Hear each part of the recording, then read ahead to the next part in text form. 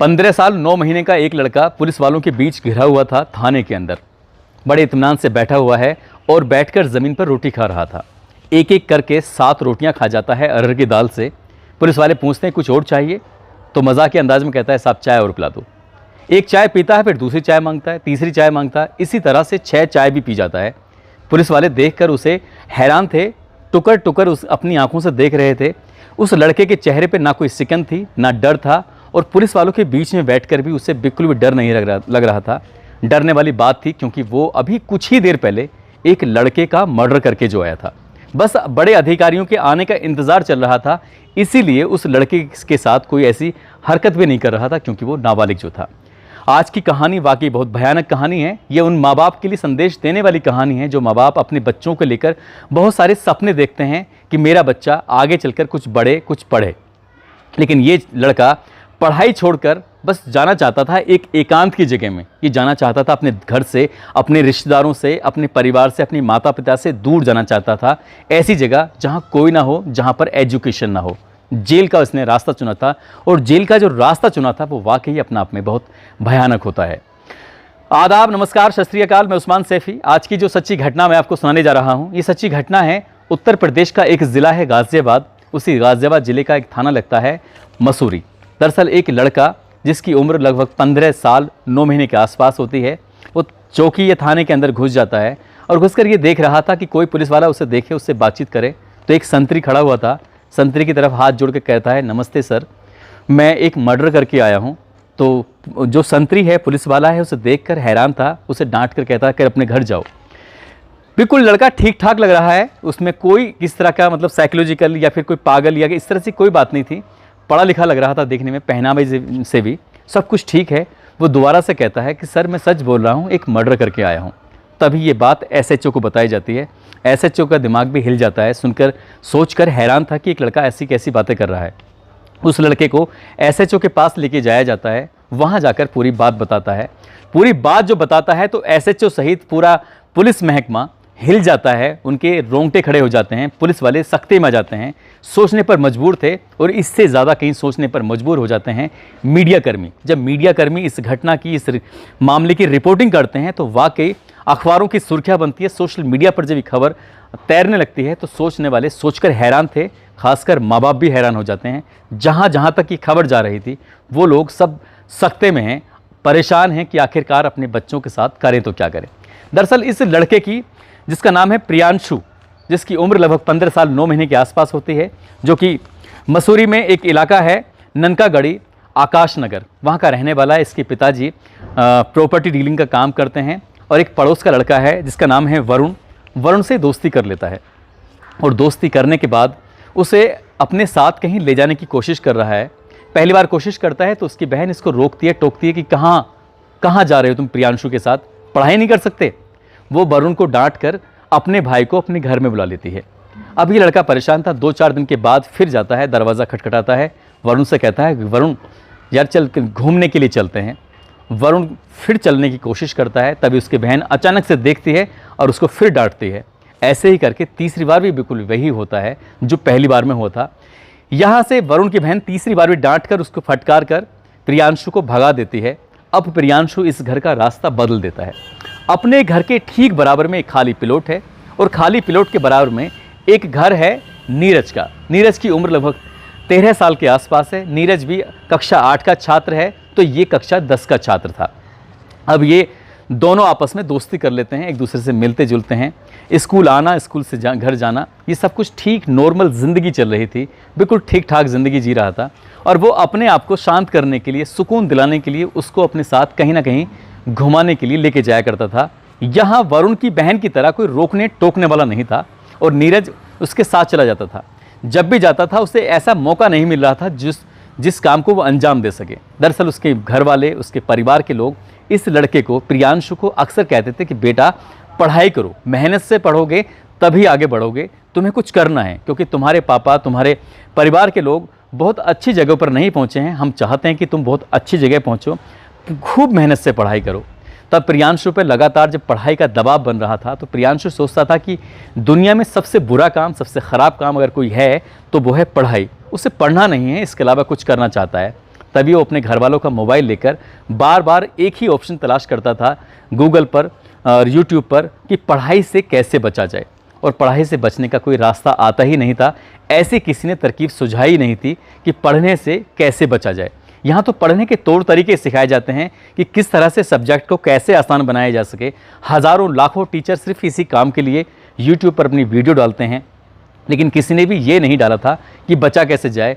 इस तरह से ढूंढते ढूंढते यूट्यूब के पन्ने पलटते पलटते कब उसने ये सीख लिया कि जेल की ज़िंदगी जो होती है वहाँ पर स्कूल होते ही नहीं है, वहाँ पे कोई पढ़ाई ही नहीं होती है, वहाँ पे कोई टोकने वाला ही नहीं होता है, वहाँ पे कोई घर वाला ही नहीं होता है। वहाँ पे तो सिर्फ अपनी ज़िंदगी होती है जो अपनी शर्तों पे जी जाती है।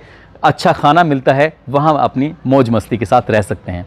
यहीं से इसने तलाश किया था कि आखिरकार किसी का मर्डर करना है और मर्डर करने के बाद सीधा जेल जाना है और बाकी की ज़िंदगी आराम से बिताएंगे, खूब अच्छा पेट भरकर खाना खाएंगे।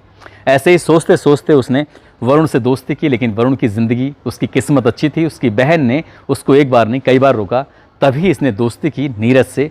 और नीरज को वो अक्सर मेरठ एक्सप्रेस वे पर एक पुल था जो कि आकाश नगर से थोड़ा सा ही दूरी, लगभग 2.5 किलोमीटर के आसपास, वहाँ तक उसको लेके जाता था। लेकिन पहली बार में मौका नहीं मिला, दूसरी बार में मौका नहीं मिला, और तीसरी बार में 22 अगस्त 2022 की शाम लगभग 3 बजे के आसपास वो पहले तो स्कूल से आता है, 2 बजे अपने घर थोड़ी देर आराम करता है, खाना खाता है, उसके बाद 3 बजे अपने दोस्त को लेकर नीरज को सीधा एक्सप्रेस वे पहुँचता है। और वहाँ पर एक्सप्रेस वे के ठीक किनारे लगभग 2-2.5 फुट का एक छज्जा टाइप का बना हुआ था। उसी किनारे पर ले जाने के बाद उसको इत्मीनान से उसको पकड़ता है, एक हाथ से उसका हाथ पकड़ता है और दूसरे हाथ से उसका गला पकड़ लेता है, क्योंकि इसकी हाइट, उसका वज़न वो ठीक था, अच्छा था, और नीरज का जो वज़न था उसकी हाइट कम थी, और पूरी ताकत के साथ उसने उसका गला पकड़ लिया।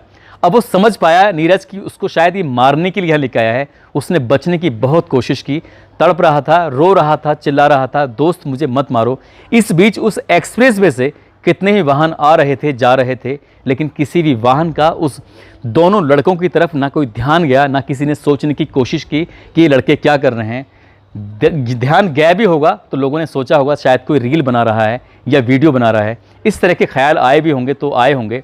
ये किसी के दिमाग में ख्याल नहीं आया कि एक लड़का दूसरे का मर्डर कर रहा है। एक ताकतवर था, एक ताकत से कुछ कमज़ोर था।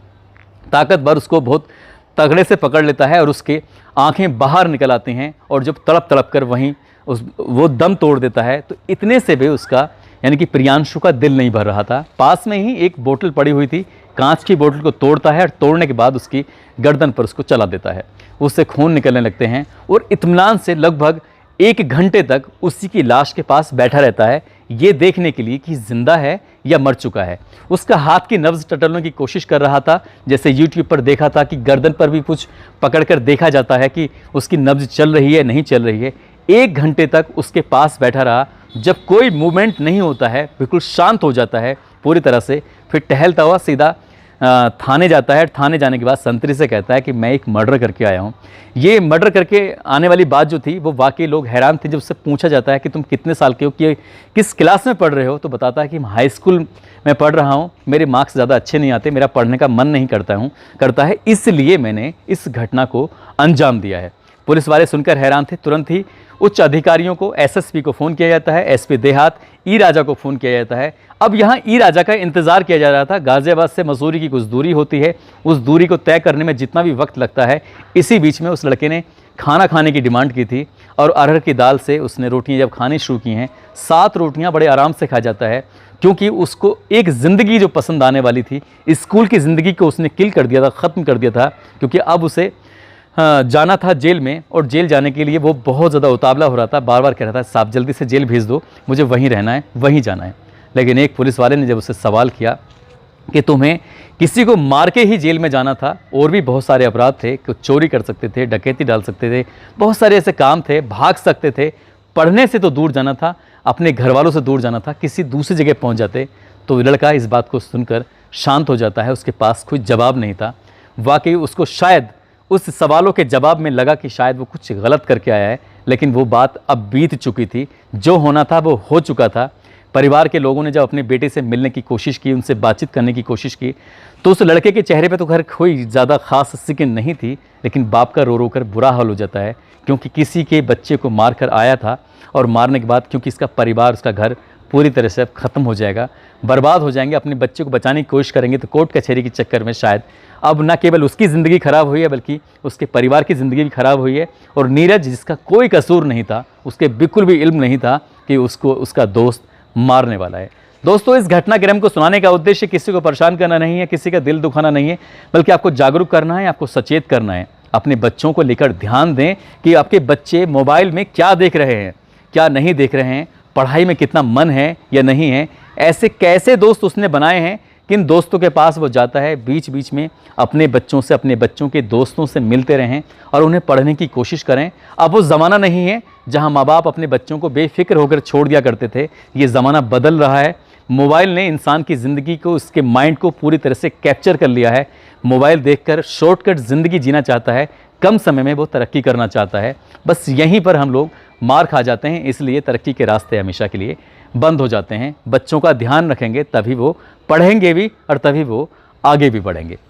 दोस्तों, जाते जाते कुछ लोगों ने नाम लेने की अपील की थी और साथ ही कुछ लोगों के जन्मदिन है, जिसमें सुदेश विरदा के रहने वाले हैं, संजय हैं और सरबजीत कौर, इनका जन्मदिन है। आपको जन्मदिन की बहुत सारी शुभकामनाएं, बहुत बहुत मुबारकबाद। साथ ही राघवेंद्र आगरा से हैं, अमरनाथ कुमार चौधरी मधेपुरा बिहार से हैं, एहतेशाम, निखिल कुमार, नूर मोहम्मद कन्हेरा से हैं, विशाल मनीषा सालगिरह, इनकी आज सालगिरह है।